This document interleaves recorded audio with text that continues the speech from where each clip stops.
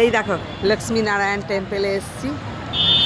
দেখো কি বিশাল, দেখো তোমরা বন্ধুরা কত বড়। দেখো চারিদিকটা ঘুরছি তো শুধু টেম্পেলই টেম্পেল আর টেম্পেল। দেখেছো এত বড় টেম্পেলটা। মণিদীপা হাই করো। আই শিলা, আই বুনি, আগে হাই করো না। না ভিডিও করছি, ভিডিও করছি, লাইভ না। লাইভ একবারই শিখেছি, অত পারি না কি লাইভ করতে।